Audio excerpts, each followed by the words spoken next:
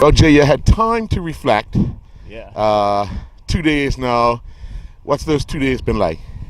It's been overwhelming. I mean, to be honest, I've had very little sleep. Not because I've been out hanging out partying, but it's been hard to sleep, because it was so surreal, in terms of the Wednesday night, eventually once I got home after, receiving so much love and support from everybody in the island. It's been tremendous.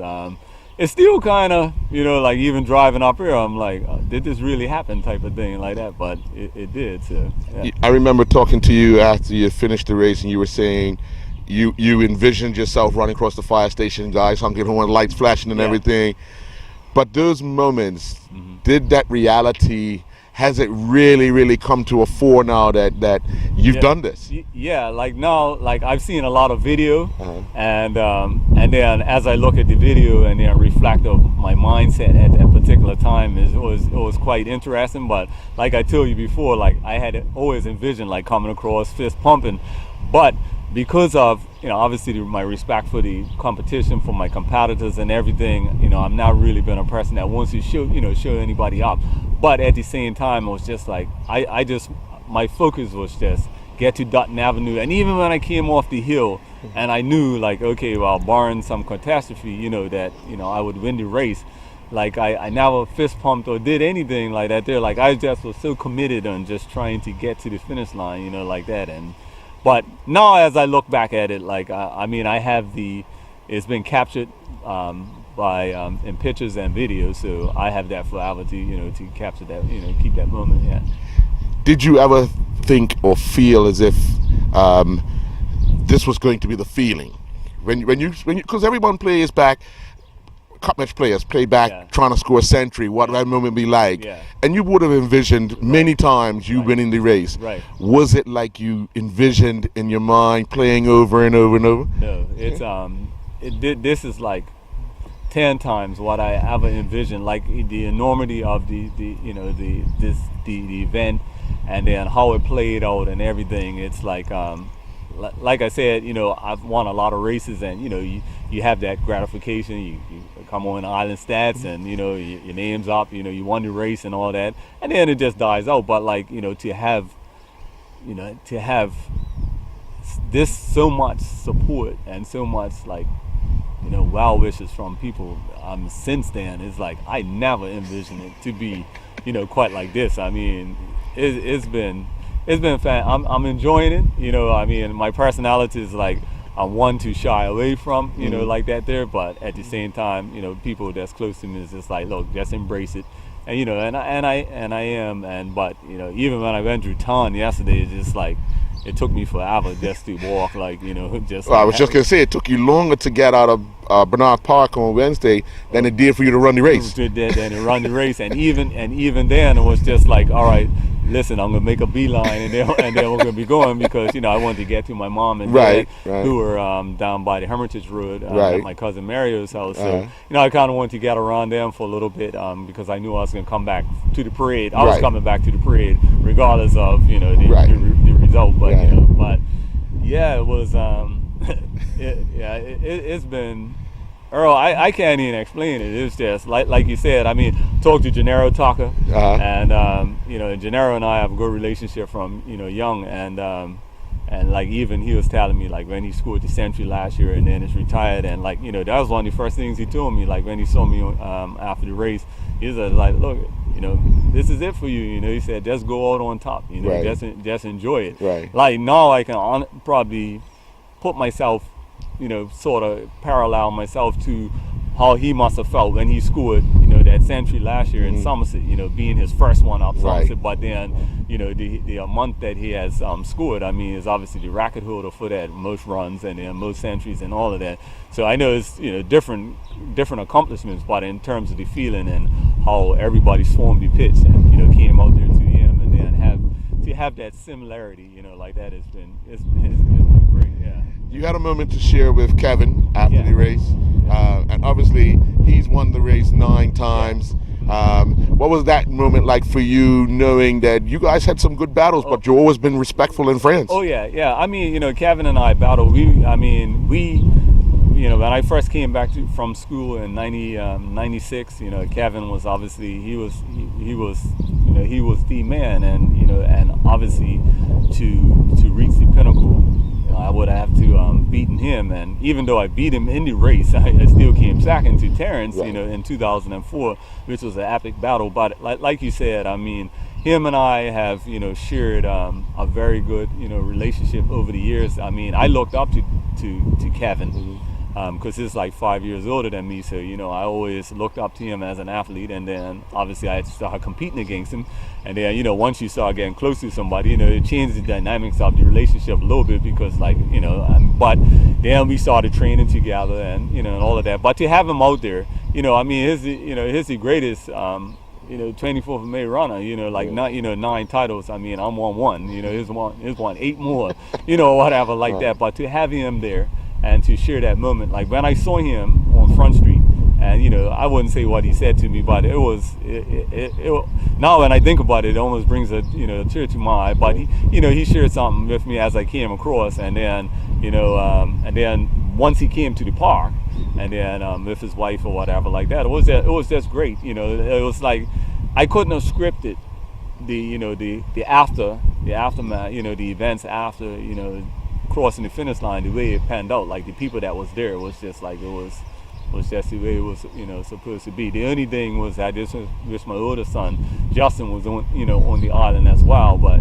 obviously he's away in school. But they get with modern technology now, they get to see the everybody was following it, so it was great. A lot of emotion came out. Yeah.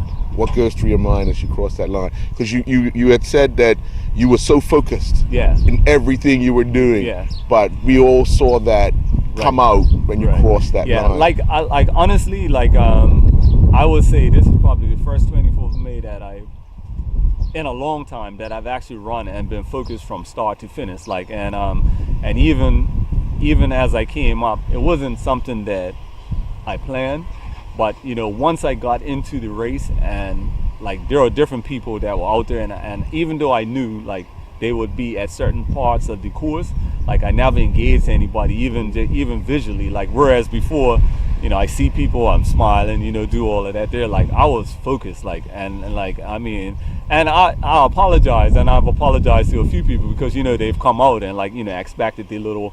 The high five and all that. Even my youngest son was on Hermitage, and my sister, when they came off the hill, I knew they were going to be there. But at that time, I told my sister, I said, Nika, at that time, I was just thinking about my next mental marker that I had set, which was to get to the top of up the hill here. Right. And like that. So for me, it was just focus, that stay within the moment. And like I said, I wasn't trying to get ahead of myself. I never thought about being on Dutton Avenue, until I actually got onto Dutton Avenue, because I was just trying to stay within the moment.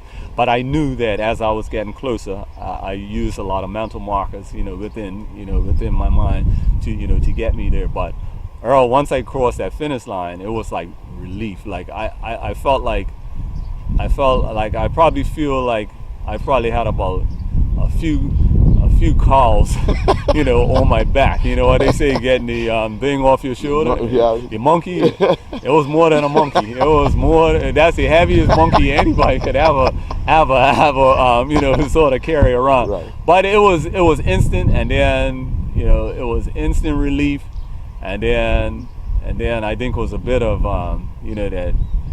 Cry for many. It was a lot of joy. It was a lot of joy, and I think they even captured a moment where I didn't even remember doing it, but I went underneath this palm tree and I just laid there, and I think it all just it just all hit me that all the years, and because I'm endured a lot. I'm endured a lot within the race, and it's been that race has brought a lot of joy, but it's also brought a lot of disappointment.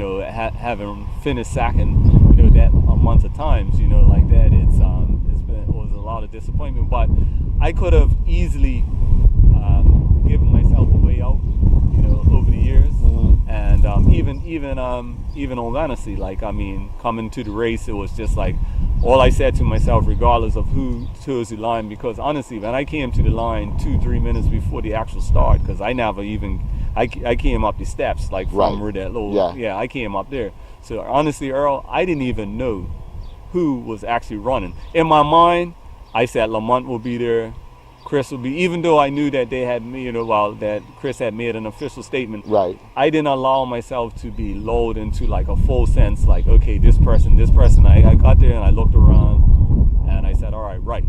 And then I didn't want to be the pace setter, but I wanted to dictate the pace, and I felt like I controlled the race from the start. Even though I was running in the pack with the guys, and they were sort of it was a little bit of shadowing going on. I always felt like I was in total control of the pace and how the race was going to go, and then I just gently increased. Turn the wheels. Yeah, I just gently increased, and it paid off. The experience won that race. More so than anything. Yeah. You've had what one would call a very emotional year. You've been inducted into the Pacers Hall of Fame. You've now won Bermuda Day. So what has this ride been like just this year? Okay, so the Hall of Fame thing, it's like, okay, you're getting recognized for your accomplishments, having been on Pacers and all of that. So that's great. And I was content. I was honestly content to say, you know what? Yeah, okay, that title eluded me, meaning 24th of May, it eluded me, and that's something that I'm gonna probably have to live with that. But to be recognized, as a Hall of Famer for the Pacers, I was just like, all right, I can live with this. And then now this has come. It's just like, and I was joking with me and Raina and Carol Simons. I told them that on the plaque that they presented, it gave some of our a little snippet of our history and our local history, and on there it had 11-time cross country champion, and then it has 8-time runner up. And I told them I'm gonna give the plaque back, and I want them to take that 8-time and put down May 24th champ. There you go. And I don't care if it's just once, just put that title on there like that there. But it's been great, and I mean, I think that everything happens, at the right time, and I've had so many great things happen for me throughout my life that's come easy, where it's just like, wow, job wise, all of that, different things, opportunities, successes. But I think this is probably now when I look back at it, this is probably the best time that I could have won it, because maybe if I'd have won it 15 years ago, how would my career have gone? Would it have changed me as an individual? Different things like that there. Like where now it's just like, okay, I've done it. I'm truly content. Even though I said before I was content, but I truly am content. And like the carrot now is not gonna dangle in front of me to say, okay, I gotta do this. I gotta I honestly feel like I don't have to do, I don't have to prove myself, anymore. And I always felt, even subconsciously, even in conversations, I always felt like that was that one thing I had to, but that, but he didn't. Right. He didn't, now. That but is now all over. Yeah, it's all over. So I feel the weight is truly off my shoulder. Yeah. Well, your weekend will be complete if Arsenal win the FA Cup. Yeah, and I mean, it'll be great, but right now it's the personal satisfaction that I'm receiving. I mean, if Arsenal lose, I told my youngest son, I said I wouldn't even really care too much right now. I know that don't sound like a true fan, but I mean, I hope they do, but it's because of everything and how it's transpired. I mean, I'm gonna love the club no matter what. I love Arsenal, but the personal thing this week, I never envisioned waking up on Wednesday and saying, it's like life is just, it's changed. It's changed forever. Forever. In terms of that. And I think the thing that I appreciate the most is just the support that I received from the island as a whole. Right. I didn't know that I had such an impact, and so many people were wishing me well, like that there, and it's just, I was telling a few people that before you got into town, I looked around Dotton Avenue and it was empty. And as word spread that you were getting closer, and I turned around again. I said, "Oh boy, this is we're gonna have a little problem here," you know. But just that, people pulling you along, the inspiration in which, like you said, never gave up. You could have used excuses to get out. But you didn't. Even on Vanity, I felt like I put myself in the best position to win the race on Vanity. And that was by being proactive in the beginning and being positive. And that's what I felt like I had done. Like I could have easy sat off it and then ran what I would consider to be a more negative, have a more of a negative approach, but I put myself in a positive thing. And like I said, I didn't want to be the outright pace setter, but I wanted to dictate the pace. So I didn't want to go out and be like out front in the lead and then having these guys chase behind me, but I wanted to be there and let them know that, hey, I'm controlling today and how this is going to be. I don't know how it's going to be when we get closer to time, but for now, I'm gonna, and that's how it worked out, like that. Well, from me and Bermuda, and I guess all your people around the world, man, congratulations. Thank you very much. Cool.